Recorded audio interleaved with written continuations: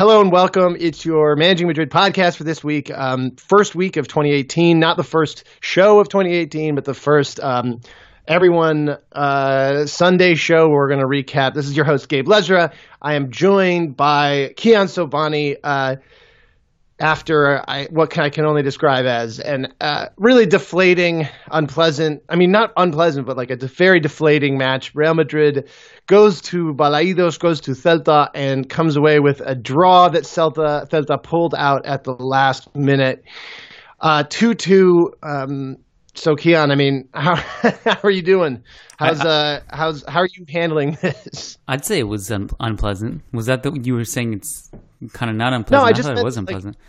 If I were a neutral, I would have really liked this game. I'm not a neutral, and the game was very unpleasant. Yeah. But it is actually a good advertisement of Spanish football. It's just it was unpleasant for any Real Madrid fan. There's been a couple. This one, the Seville derby for neutrals. Anyone watching La Liga from the outside, I'm sure they would have had a good time this weekend.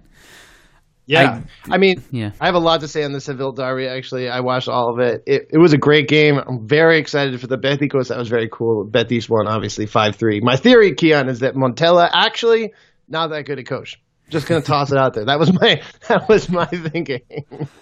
But yeah, let's talk about Real Madrid because look, it didn't seem like Madrid could come back in the league anyways. But if there was ever any faint hope, that has certainly been erased at this point. Of course, it was hard to cling to like a month ago. It's harder to cling to now. I still have a rule: if I make a prediction at the beginning of the season, I stick to it, no matter how unlikely it is, and I'm going to stick to it. But my friend texted me after the game, and I told you this before the podcast, that he's like, I'm just kind of over it. Like La Liga is so lost. Like I don't get my hopes up anymore. I was like, yeah, but I see that point of view. I definitely see it, but you want good performances, and that's the bottom line. Like you want the team to go on a surge. You want to make sure it's convincing. You want to make sure that right now we're 3 points ahead of Sevilla for fifth. It's an embarrassing place to be. Obviously with the game in hand, but who knows how that goes. I would also say that we invest a lot of time into watching this team. So I get the idea that you can't get your hopes up about these matches, but that doesn't mean you can't want and be upset when the team doesn't quite perform the way you're looking for. Just in this match, we spend 90 minutes watching these games, and sure, even if Madrid had won, it wasn't like they were going to jump right back into the title race, but it's still 90 minutes of our lives that we're trying to watch these sports to be entertained and to have, excitement and enjoyment. And these matches are pretty miserable watching them when the team feels so unbalanced and so it doesn't even believe in itself in a lot of ways. And so I think that even when you're out of it, you want the team to go out there and put on a show, because fundamentally what sports is entertainment, and that this is not entertaining. I think one of the things you tweeted after the game, you tweeted Marcelo's quote post game. Yeah. And he was basically just kind of saying we're all kind of lost. We don't know what to do. We just kind of have to go up and show up every day and keep trying, and we don't know what else to do. And to me, that kind of was a worrying quote. It worried you. For me, it kind of worried me for another reason, was that it's not about just a matter of showing up and continue to do what we were doing. The problem is exactly that we continue to do what we're doing. And it's, to me, I don't know, it seems like just reading the body language and the pressers. And normally I don't read too much into it, because what Zidane says in the media, what the players say in the media, really are not always what they say behind closed doors. But if this is kind of what they're saying, the message is in the locker room, we just got to keep going out there. We got to do it. There's a lot of tangible problems that we see that just need to be fixed. And it's not a matter of going out there doing it again. It's a matter of just completely flipping the switch and revitalizing the system, revitalizing these things that Real Madrid did so good just a few months ago. They're not doing it anymore. And the way to do that, I think maybe it's just that I was looking for trying to read a solution into it. But it was such a dispiriting thing to see the captain, one of the last year's best players, come out and say, look, I don't know what's wrong. Like, well, to be quite honest, Marcelo, like you played a really bad game today. So that's not a comment I want from someone who, kind of had a kind of shocker of a match. And maybe he doesn't think that, and that's fair. I just, if we have our most important players to team morale and, because he definitely is one of them, right? Coming out and saying stuff like, well, look, we don't really know what to do. We don't know what's going on. We just have to keep rolling out there and eventually we'll fix it. It's not at all the message that anyone wants them to be sending. And it's the message of almost a message of defeat, which is really, really upsetting because this shouldn't be over like this, not yet. And that's kind of where I was reading into it. It just felt like maybe after that comment, it might be time for some real experimenting in La Liga matches to see if we can't flip the switch with the players that are out there right now, why not have a couple matches where you roll out some of the kids and really let them go? I mean, the of all the kids this season, the one that has played the most is Achraf basically, and that right there to me screams is a big problem. Like, you have these incredible and really hungry kids on the bench who are desperate to go out and prove themselves. And, to be honest, it didn't seem like at the end of this game, Madrid players were really there desperate to prove themselves and to turn the result around. I mean, Marcelo didn't even get a cross in when he knew that the referee was about to blow the whistle. Instead of trying to put a cross in, he tries to dribble someone and then gets caught up and then game over. I mean, he couldn't even smack the ball off the guy into corner. It felt like a giving up rather than the kind of attitude that you expect from a Zidane team. But it's just staggering that Marcelo can come out and say that, and knowing what he went through in this game, knowing that his entire life this game was miserable because of issues of the things that they were doing themselves. Like, it wasn't a matter of, we just came out here, we had a plan, but Celta were better than us. Celta were very good. Props to them. They are a good team. Like, no one was saying they weren't, though, right? They are a very well-coached team. They are really well put together. They've now held Madrid and Barca to draws in their last two games. They're good. No, yeah, but that's the thing. Like, they're good. Yeah. But you also put them in positions to be good. And like, there was, for example, the game against Las Palmas where Las Palmas had a lot of opportunities on the counter and plenty of space in transition. Eibar, the same thing. And that was a trend this season. And, I mentioned this to Alexandra in the preview podcast, and I said, if those things are done against Celta, against a trio that is completely on fire this season, they're not going to be so forgiving. They're going to actually punish us, and they did. And to put them in a position where, first of all, I think the Marcelo thing is, there's a few angles that you need to look at it from. One is that we always knew Marcelo wasn't a perfect defender. But he's had moments over the years, especially when he just went and surged last season and was amazing and unplayable offensively and impossible to deal with if you're an opponent. And even then he had some really good moments defensively. But he didn't completely get that out of his game. And there were definitely some shocking gambles he took today. But at the same time, why is nobody helping him? And that was the confusing part to me. Because you look at the right flank, and Achraf, who got a lot of criticism in this game, okay, fine. His pace made up for a lot of things defensively where him and Varane got back and just got there and were able to snuff out some of Sisto's attacks. He also got a lot of help from Modric on the right flank. Marcelo didn't have any of that help from Kroos. And totally. Kroos, to me, again, is still the elephant in the room, not because he doesn't do great things when he has the ball, but because defensively he jogs back. Even if he's the last stopgap and he's the guy who needs to stop the play, he's still jogging. And Isco, he's not always there. We don't know where he's going to be on any defensive sequence. So Marcelo is just by himself. And that is, blame Marcelo for a lot of things. But I don't blame him for being so alone and having to kind of cope with all this.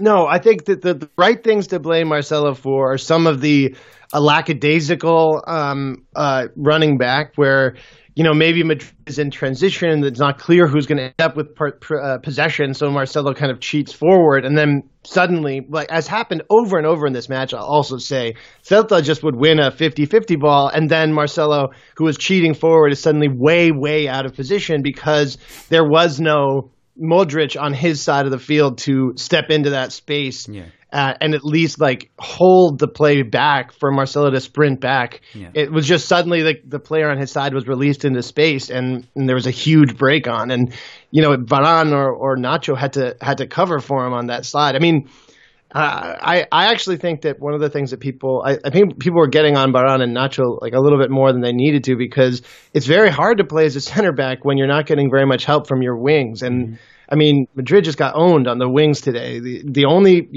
person I thought was even acceptable on the wings was Modric, basically, and it was in defense of Achraf, who is still a kid and improving and was just absent a lot. And it's just tough with Marcelo because you get the sense that he was really dangerous when he would get the ball on offense, but there was just acres of space, and it was just classic Marcelo defensive issues from that he's had his entire career. And I thought we'd gotten past it, or at least designed a system that would, muffle that problem, and it was not at all muffled or anything today. I mean, it felt like everybody was bad. Everybody is probably harsh, but let's just say for the sake of this argument, it just felt like everybody was bad and everybody suffered because of it, and people just it was just domino effects. And you look at, I was running the Managing Madrid Twitter account today and during the game, and a lot of criticism towards Keylor Navas, which, I put out a tweet, just kind of praising it for his penalty save, and some of the comments were talking about how he shouldn't have committed the penalty in the first place. And I'm looking at that and saying, like, look at the position he was in. How can you be upset at him for making a decision? It's impossible. Look, he has to stop Aspas from getting through, and he's either going to get there or not, or he's going to get the man, or something's going to happen. And he gambled and he saved the penalty. Like, props to him. But how many times was Keylor put in a position where the defense just in front of him just collapsed? Like the first goal, no one was there. Like, he was just chipped, and maybe you could argue he should have been on his line, fine. But like, all those things have consequences. And you look at all the way up to the pitch, in the attacking third, the press was really bad, and it was broken, it was disjointed, and then it was so easy for Celta to bypass that, and all of a sudden there's all this space that Celta can just warp through. And I mean, I actually thought that in the first chunk of minutes, the press actually looked quite good, and that Celta they got a little bit lucky on occasion with getting through the press. But regardless, that should have been an indication to Madrid that the press, even if playing it well, is going to get broken from time to time, and they need to be prepared to deal with what was, I think, quite a strong counterattack. Especially, I thought, Sisto, who really an incredible player, and he's the real deal, and he was beating up on Madrid on that left flank. And then I wouldn't even say that Vaz was particularly good in this match, other than the fact that he was essentially given open rein on the right to run havoc. And then Iago Aspas, as he does, and is his sort of game, he just wanted that more than any of the players on Madrid, basically. He's an incredible player when it comes to that drive that we talk about, that fire that we talked about Ceballos having over the summer. Iago Aspas has got that absolutely all over him. And like, you could tell how much he wanted it by when he dove for that penalty. He should probably have been given a yellow card in the second at the very end when he passed Marcelo. He was so upset that he rushed to the referee after the game was over to complain about it. And I mean, I can't fault him for that, because he in the moment he feels like he had done enough to get the call. And you know what? I wish that some of the Madrid players had some more of that fire, because maybe with some of that fire in their belly, these guys wouldn't let this season get to the state that it was already. But yeah, I mean, I don't know, man. That's actually an amazing, really important point, because I often think about, like, people are like, okay, well, we need to shake things up. We need to bring this player and that player, which, by the way, in my opinion, I think we have all the tools we need in this current squad in terms of key pieces. But but I was thinking about like the bench and how we haven't really used them much. And especially if you go deep down the roster and you talk about Ceballos and Llorente and these guys. And I was thinking about all the issues and how it all seems preventable. And a lot of it is schematic, I think, more so than personnel. Because these tactics are just bonkers. It doesn't make sense, a lot of these things that Real Madrid are doing. But at the same time, you talk about the fire, which is such an intangible thing. Just look at the examples today. We talked about the first goal. Look at the second goal. Like it was just the pure will of Aspas and Maxi. Aspas drags in two defenders, frees up space for Maxi, and who's jogging behind him? Lucas Vazquez, who I would have never pictured him to be the one doing that. Yeah. But Maxi Gomez just wants to get there, quite frankly, he just wanted it more. Like, I know it's like a silly, like, cliche thing to say in sports, but a lot maybe of it comes Ceballos down is that guy who you want to go to war with, and he would put the team on his shoulders and at least fight, Angel Di Maria used to have that. I mean, I remember that was one of the big criticisms we used to have of Ozil. I thought that, he is the classic example of that, like extremely talented, but as soon as like things get a little bit tough, there was that kind of throw your hands up thing. And it felt like the entire team, other than, maybe Isco and Bale, were doing that today. And, that's,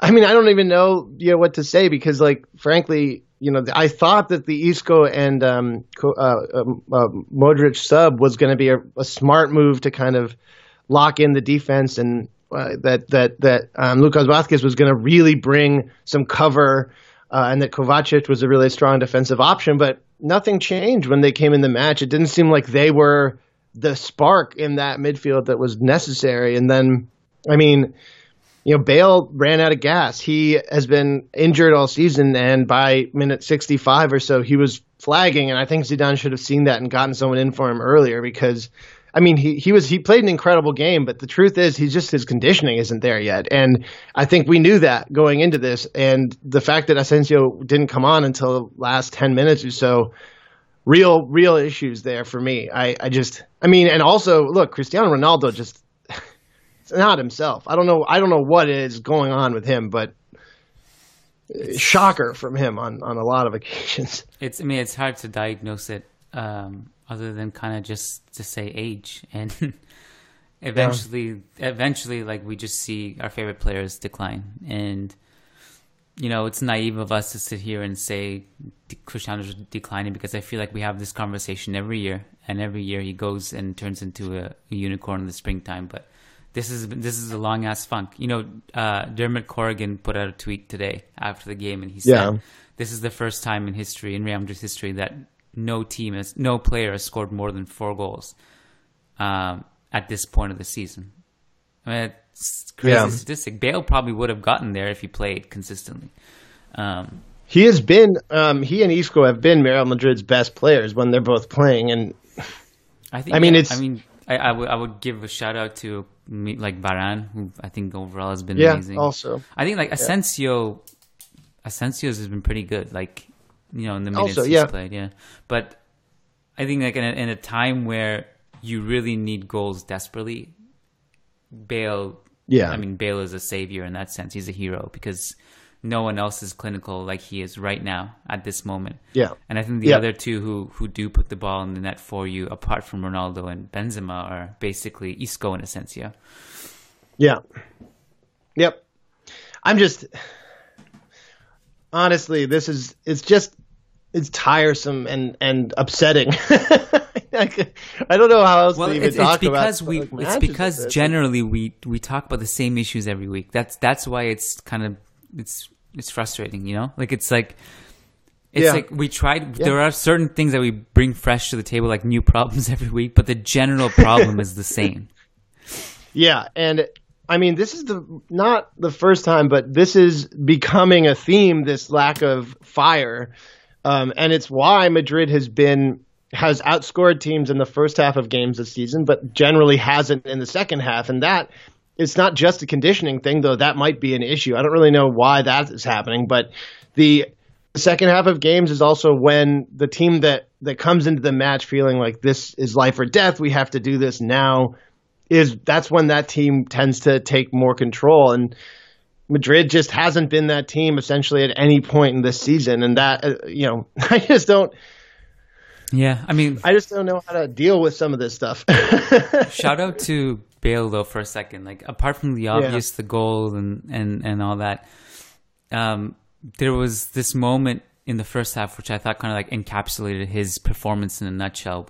It wasn't just the goals; it was the energy, it was the flair, it was just kind of like he took on a leadership role. And I remember in the first half when Celta were getting a nice string of possession. Pione Sisto was starting to do things on that flank, and Sisto was high up the pitch, and Bale ran all the way while he was spearheading the attack with Ronaldo in the press. He ran back, dispossessed Sisto, started a counter, and sprinted all the way back on the counterattack and met the header to try to score the goal. And, that's the kind of leader Real Madrid needs right now. Yeah, exactly. I thought also Isco and Kroos, like, we pick a lot of bones with them defensively. The assist on Bale's was a first goal was brilliant. I don't know, I can't remember if it was his first or second goal. Man, it was beautiful. Must have been first because Isco got the second assist. Yeah. In the first goal, yeah. Isco's second assist, also great. I mean, they were just both beautiful passes straight up the center, and just Bale's pace on that first goal was beautiful. Couldn't have done a better shot. It's the most clinical finishing we've seen from any Madrid player this season. Bar none. I mean, no one is was hitting the ball anything like the way Bale was, and like that's two in a row where Madrid just looked actually like the team that could outscore anyone last season. And Bale is a hugely important part of the offense because of the threat he gives vertically as well as horizontally, and as a clinical nine the way he was. I mean, that first goal was a Ronaldo goal. Like, not this Ronaldo. I mean, original Ronaldo. Like, he's just played in. He beats the guy with his pace and could then the absolute perfect shot on goal. Yeah. It's the classic nine finisher, right? Mm-hmm. And that's what Madrid has genuinely lacked a lot of this season. Yeah, completely agree. So let's. I don't know if you. I'm looking for my notes right now. I don't have. I mean, like, I have a lot of notes. Like. Man, I like Sisto, and I can't. It feels like Madrid is losing every 50-50 ball. I also wanted to mention that it was one of the things that the press does do well sometimes is force the team that Madrid is playing to get it back to the keeper and have the keeper take a boot upfield. And I normally think of that as a win because Madrid is quite good generally at winning those aerial balls. So if a team can pass out of the back, then it's more complicated for Madrid. But if the keeper is smacking it upfield. Madrid should be winning those balls most of the time. They have a strong, big team that's good in the air. And man, were they not doing that. It felt like every ball was being brought down by Gomez or Yaspas or, anyone else. Like it just felt like anytime, Celta was booting the ball up the field, they were getting an attack out of it, it can't happen. That can't happen. I mean, how many times did Casemiro sit in our own third and just give the ball away when he didn't need to?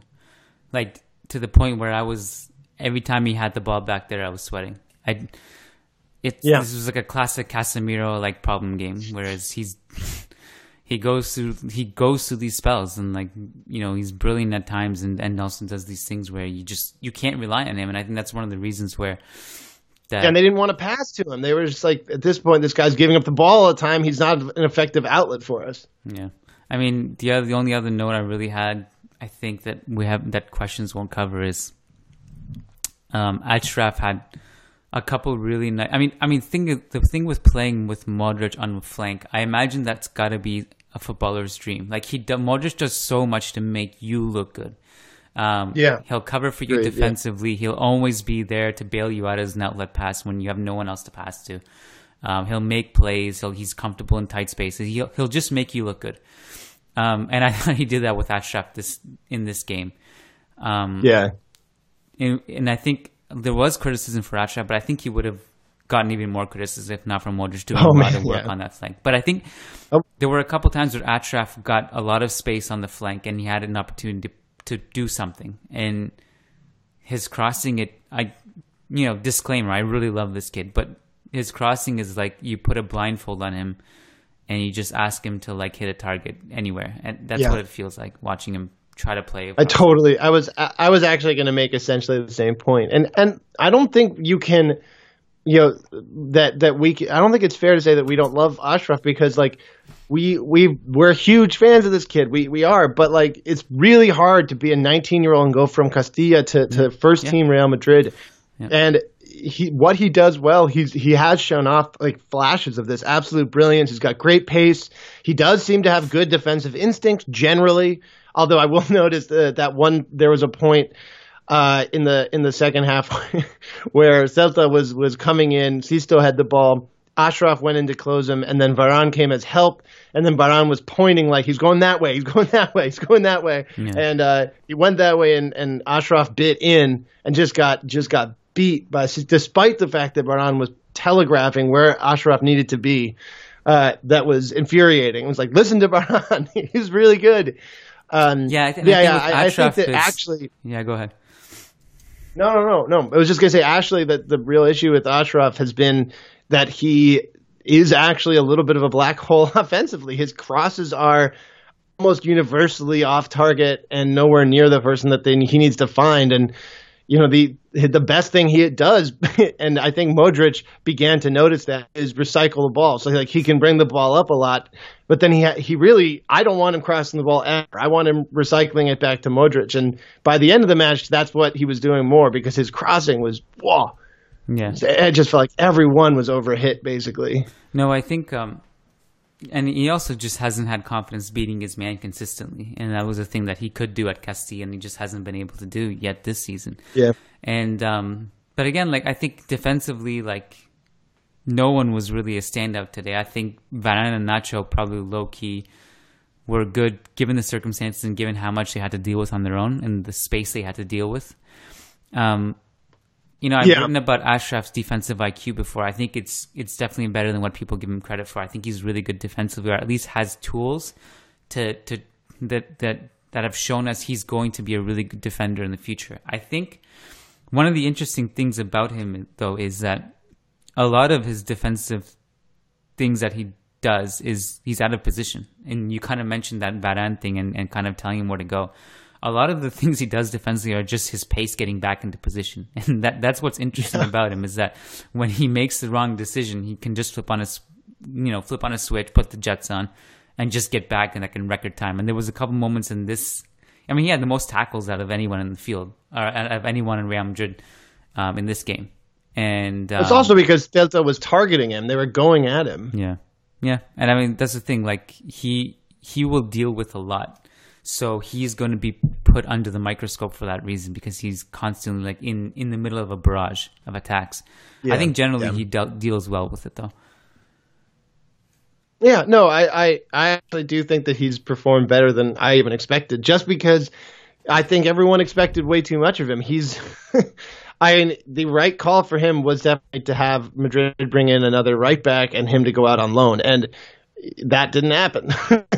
I was hoping that Madrid would get this offseason and go grab Odriozola and Kepa, and then maybe Achraf could go out on loan next year. And that was the progression that would have been something I would have been really into. But, I don't even know if that's going to happen after the way Zidane, I think, really, really wrong-headed and dumb comments about the transfer window for the weekend. So you don't. So that I'm actually kind of interested to ask you about that.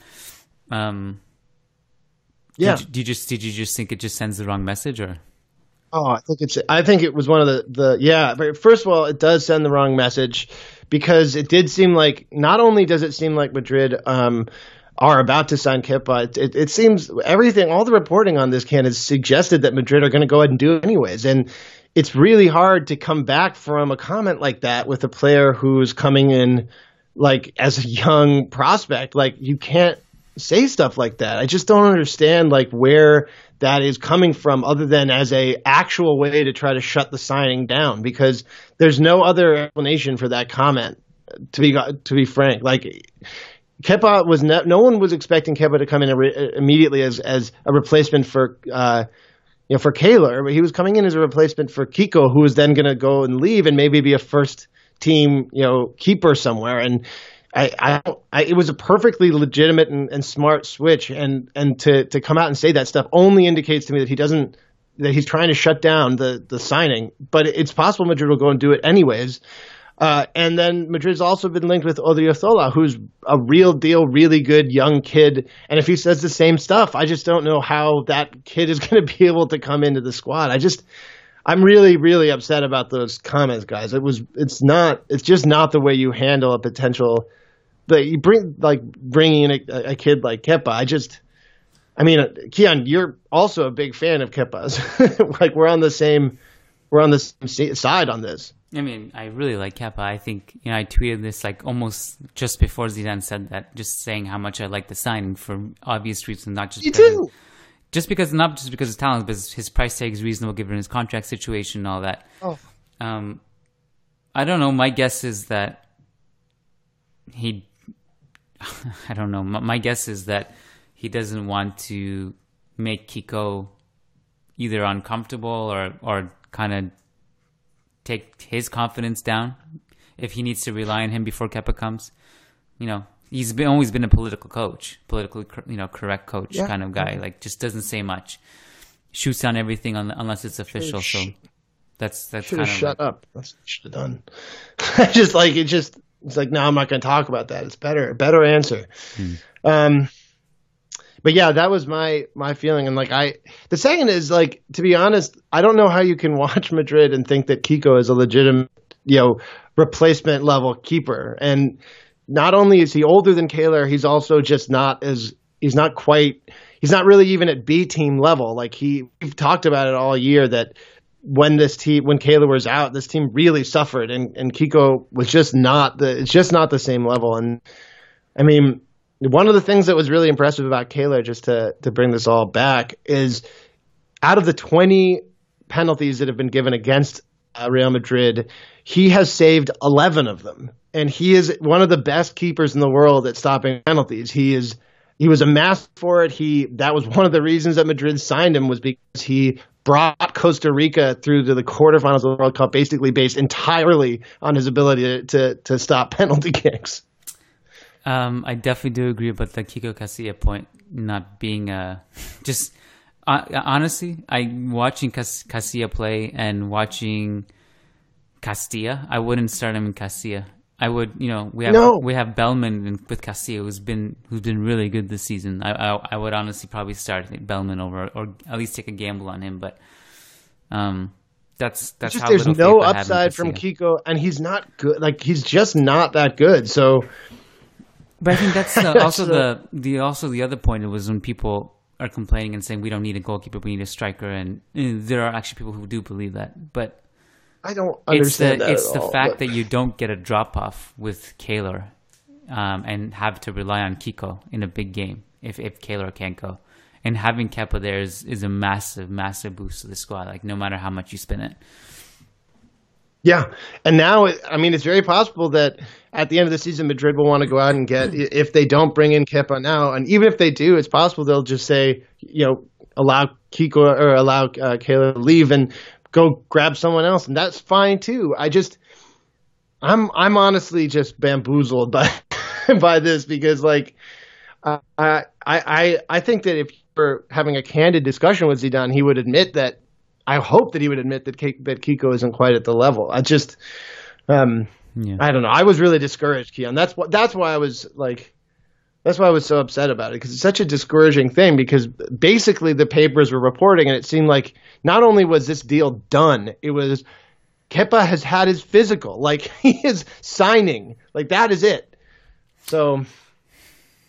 Yeah, I can only imagine that Zidane's probably had a conversation with Kepa and saying, hey, this is our reality, and this is, what we say in the press is not necessarily what we reflect in closed doors.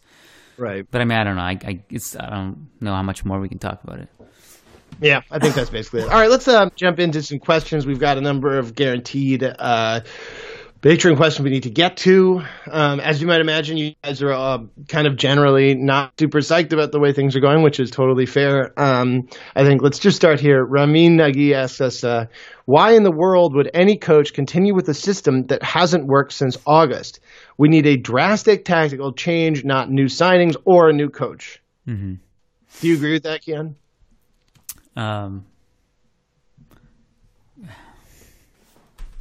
it's starting to pile up now. Like we have enough sample size now to know that the problem was real. When at first we weren't sure. We were saying, we don't know. Like the team will click into gear. The team will start finishing. Ronaldo and Benzema will start scoring. Gareth Bale will be healthy. Toni Kroos will go back to his best. All this. Now we have a sample size to say, look, this is actually a problem. I think the problem is also that I'm not sure how Zidane sees the problem, and because he hasn't done anything to remedy it, and I think that's what worries you. I don't think he goes anytime soon. I think if he goes, it would be because this nightmare continues until the end of the season.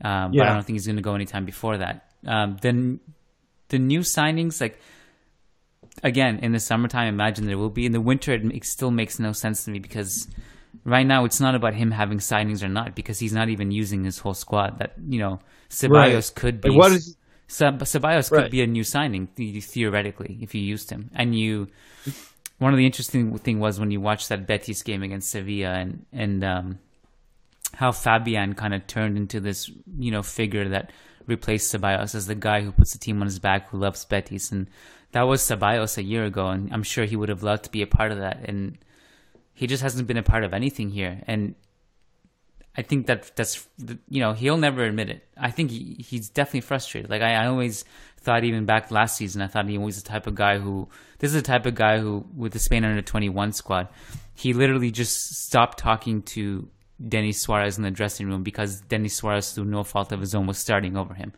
That stuff matters to him. And I think he's the type of player we've barely seen, and sometimes we've seen him, in the Copa, and he hasn't been that great, but other times he's been really good. And he just needs to play and just. I think he is a signing. Gareth Bale's health, if he's healthy, he is a new signing. It's a signing, right? That's why I don't think anyone comes until the summertime. What are you going to do? Go out and get Eden Hazard right now? Where the fuck does he play then? What do you want? Like, what he just comes in for Isco and because that's the position that he'd have to play. Like, why? Like, what is the point? Or we go and get Harry Kane for 250 million euros right now and can't play in the Champions League? Why? What's the point of that? Like, it just. I don't see any reason for this. I think the only signings I would make are the two I've already mentioned, Kepa and Odriozola. Both make sense as signings right now, and both make sense for reasons that are beyond just can the team come back in La Liga. They make sense as long-term signings. They make sense as immediate and substantial upgrades to the bench. Kepa is a huge upgrade over Kiko Casilla, and Odriozola is a huge upgrade over Achraf. This is a win-win. Like that is the only two things I would do though. I wouldn't mess around because you have an actually really deep, talented team. It just happens to be younger. People also forget, Asensio. This is a kid who, if you couple him with Mbappe and Dembele, like in that age group, are the three most exciting players of the future to me, like when healthy. And that is essentially a guy, like if you sign Hazard now, which obviously would not happen, but just in a theoretical situation, Isco probably loses his spot and then Asensio gets pushed down. Like I don't know if that is a solution in anyone's world, to be honest. Like unless you start him over Benzema, then fine. And then you have this weird trio of Hazard and Ronaldo and Bale would be kind of cool. I think you can make it work, but I'd watch the crap out of that. But it doesn't mean that. I don't know. I'm a little tired of some of the calls because I just don't see what you're looking for. I mean, I just don't know. I don't know. Joaquin dos Santos wants us to talk about Zidane. So I feel as if everyone is going to blame Zidane for this result, but that doesn't seem right to me. Zidane has tried everything he tried last season and nothing works. People will say that he should be fired, but really, who else is there to replace him? Yeah, no, I don't think he should be fired now. I also agree that there's not an obvious replacement coach to just bring in, right? Ohm and I discussed a number of possible options for coach eventually when Zidane leaves, but there are two tournaments that Madrid could conceivably win still this season, and if he wins another tournament, I think it's really hard to even consider getting him out. Just because he's had kind of a catastrophic league season doesn't mean that it's time to get rid of the coach. So, I think I would also. Sorry, Gabe. No, I disagree with the idea that he has tried everything. I think he has. Yeah. The problem is he's keeps trying the same formation that blitzed everyone at the end of last season, which worked really well. But he hasn't tried all the other things that have also worked well. He hasn't tried that amazing formation in the Calderon last season, the counter-attacking scheme with Ronaldo up top and Bale and Isco playing amazing, and Kovacic just controlling the entire midfield. We haven't seen the diversity of counter-attacking schemes and narrow schemes that we saw last season. The amazing counterattack we saw in Dortmund last season. Like, we haven't seen all these things that kind of were kind of cool and they worked really well. We haven't seen those away games where we see a bunch of bench players come in, and some of that is justified because we don't have James and Morata, but we have Ceballos and we have Mayoral. I think correct me if I'm wrong, we did it a couple times. We won in Mendizorosa against Alaves. There was another one I think we won. I can't remember which at one. Real, right? At Real Sociedad, where Mayoral. I think there's a lot that he hasn't tried. So I think the problem is he looked at that, be like, okay, we blitzed through Bayern, Atleti, Juve, and Napoli, and we did it this way. Although the Napoli one was a bit different, but we did it this way, and these are the best teams in the world. So we obviously have to just keep doing this. And I think that is kind of worrying. Like, you need to be able to adapt as a manager. It's one of the reasons why, Mourinho drove us nuts, and Mourinho's still doing the same things. Like, some of these coaches, like, you just have to continue to evolve. And I think that's one of the reasons, like, Guardiola's having so much success with City, is that you look at his tactics and every year it evolves. It's not the same thing. So I'm not saying that Zidane should just completely abandon things, but I think there's definitely some things that he hasn't tried, and there's things that he's tried in the past that he hasn't tried again that have worked in the past. So, yeah.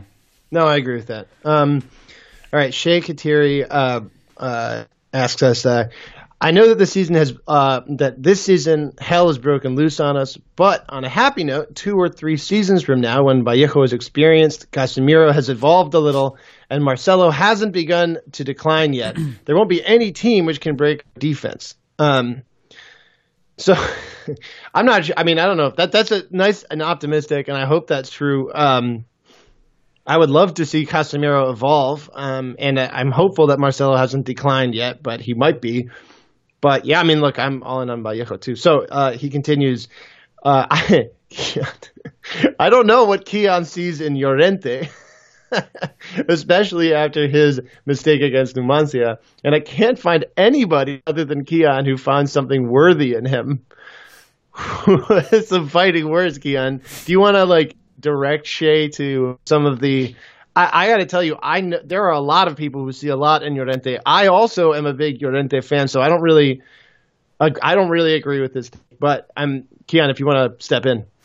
I mean, you can't Shay Khatiri, Mr. Khatiri, you can't in the same paragraph say if Casemiro evolves a little and then say you don't see anything in Llorente because he gave the ball away against Numancia. That's the biggest problem, is that this is essentially what Casemiro's been doing for so long, and if you expect him to evolve a little, which he has a little bit, and if you expect him to evolve more, then you have to expect Marcos Llorente, 21-year-old, who has barely played, who was one of the best defensive midfielders in La Liga last season, and this season when he's played, he's been out of position, quite frankly. I think once he's played in a single pivot. The rest has been in a double pivot. He's also been playing higher up the pitch. It's not his game. He needs to play in a single pivot, and he needs to have. He's an anchor. And I to be honest, I didn't watch the Numancia game. It was the first Real Madrid game I've missed in years, and it was because I was on a plane. When I came down, I asked how people, and a lot of people thought Llorente played well, but they also said he made this big mistake. But I did look at the lineup and the scheme, and I noticed he was again in a double pivot. And if you're going to have patience for Vallejo to come good in 3 years, for Casemiro to evolve, for Marcelo to continue his form from last season, then you gotta stick to your guns. You gotta apply it across the board, and you gotta be patient with Llorente too. Agreed. And he ends, what breed is Logan? I can't believe it took me so long to ask. So Logan is a DC brown dog. He is a mutt. We don't know what he is exactly, but he has a lot of random breeds in him. We think, yellow lab. We think probably some pit bull. There's definitely some Rhodesian Ridgeback because he gets this really big ridge when he gets excited. But yeah, he's a DC brown dog, and that's what's on all of his papers. So has he? I haven't heard him make an appearance in this podcast yet. No, he's probably chilled out because it's so cold out, and he got a long walk right before the show. So I did see his outfit. That was a good excuse to wear that. It was a great excuse. We bought it for him when he was a little puppy, and it was way too big for him back then. And he's growing into it, and actually, it's still a little big for him, but. Yeah, he hates it. So I don't know if we'll be going with that again. Hopefully it won't be this cold again, though. All right, last question from our guaranteed patrons. Thomas Berg asks us, and this is, I think, I'm going to try to summarize the points that Thomas is making because I'm doing my best. How is it possible that so many players lose the ball and then kind of stroll casually back? He said it happens a lot today, especially because, and I totally agree with this actually, one of the things that you teach first in coaching, right? So he says, kids I coach have learned the difference between a drop ball and a lost ball, but these multimillionaires don't seem to care to fight when times are rough. So, and I think that the question is, have the players lost faith in Zidane, or why don't they bother to fight? So I think that is a really good question. Ultimately, I also agree that one of the things that we noticed a lot in this game was a lot of jogging after lost balls, which is a real cardinal sin in all levels of coaching. Like if you lose a ball, or misplace a pass, or just get overpowered, you sprint back and get into position. And this is just I totally agree. So Kiyan, do you think this is an issue with losing faith in Zidane? It's an interesting question. I don't think. I mean, it's really hard for anyone to kind of come up with that idea because we all know Zidane's character. We all know how much he's loved. One of Zidane's biggest trait, the old cliche with him is that he's a motivator, not a tactician. But these things that we're speaking of are motivational issues, are they not? Yeah. It's almost weird, and I always feel really weird critiquing footballers on basic things because I'm like, how can I see it and how can they not? Maybe I'm the one missing something because it's so obvious that it's almost too obvious. But that's kind of the argument you bring forth in terms of a personnel change is why is Lucas Vazquez and why is Toni Kroos jogging back? Yeah. Surely that can't be schematic, can it? Because that's a judgment call you have to make in a game to save a goal. It's not like, oh, Zidane told me that I need to conserve my energy. No, you need to save the goal. That's it. And I don't know how such a fundamental thing is lost. And I don't know how it can't be recognized. That part to me is so obvious that it's almost too obvious. And it's kind of messing with me a bit. All right. I agree with all that. I don't have anything to add because I don't know what the answer is. If I knew, then I would be a lot better paid.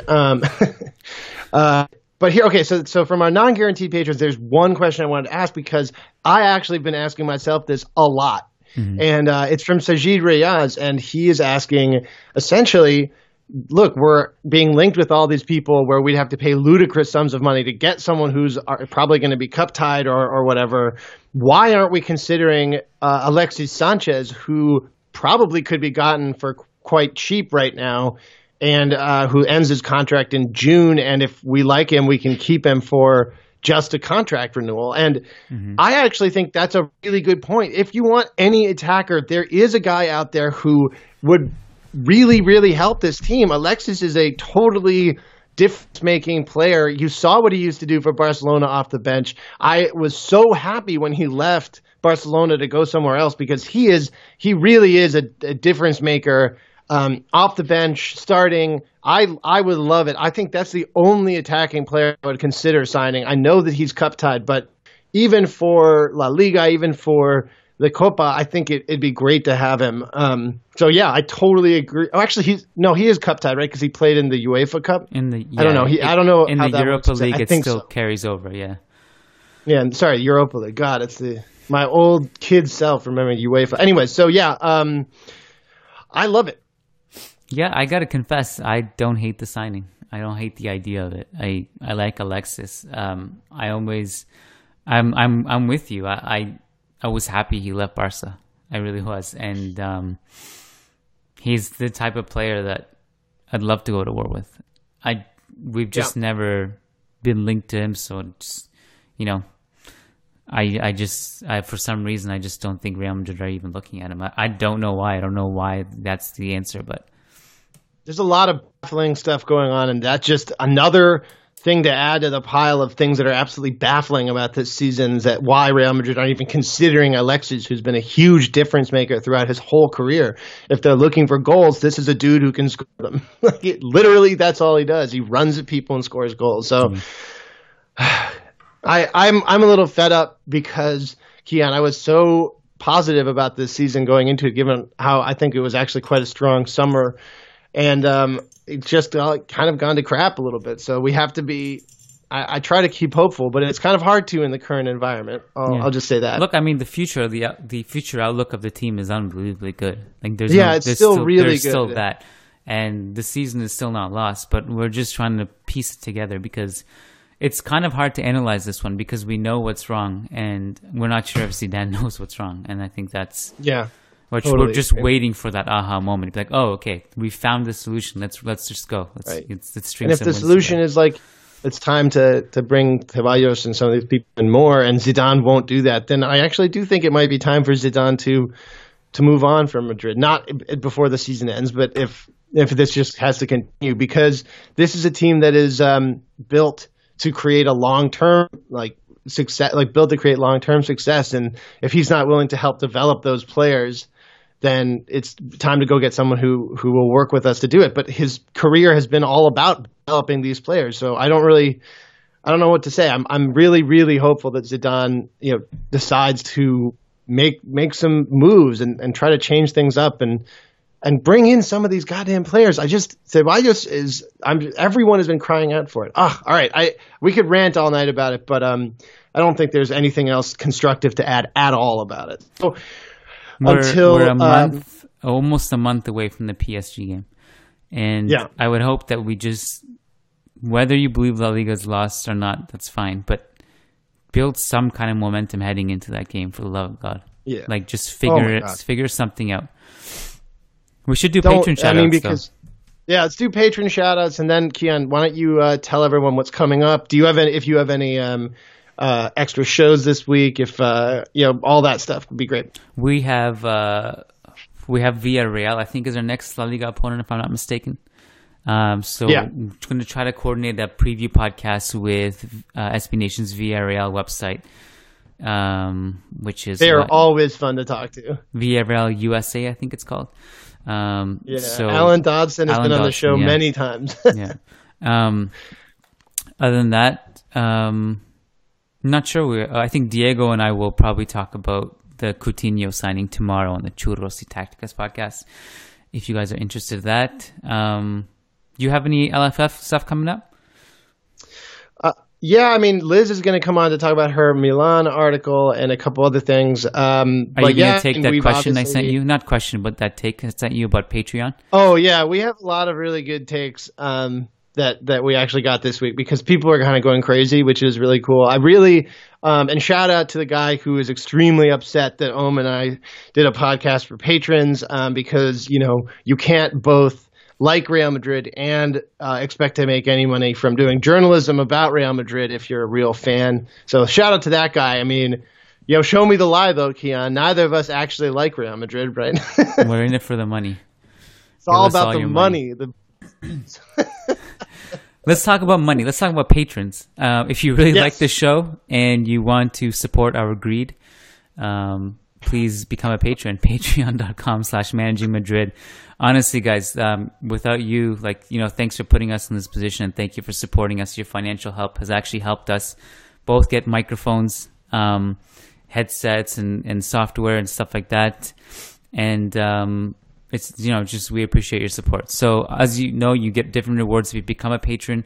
And one of those rewards is getting guaranteed questions. Another one could be an article of your choice from me, and so forth. So shout out to all of our patrons. I don't know, I lost count, but we have a lot. I'll tell you the number in a sec. We have 220 patrons. It's unbelievable. But one of the rewards you get if you become a patron is you get a specific shout out on the podcast. Shout out to all these amazing $10 patrons: Frederick Sundros, Doug Chisholm, Leon Stavronakis, Bjorn Salvador, John Fernandez, Said Mahad, Sergio Monleon, Red Bat, Anthony Vasquez, Yahya Ibrahim, Gulad Ismail, Nick Ribeiro, Eric Rogers, Sheikh Atiri, Ian Marley, Andrew Gomez, Anton Hackberg, Jimmy Obeid, Daniel Smith, Solomon Ortiz, and Jeanette. Thank you all so much, really. The real MVPs. Thank you, guys. Absolutely. All right, so until next show, a la Madrid. A la Madrid.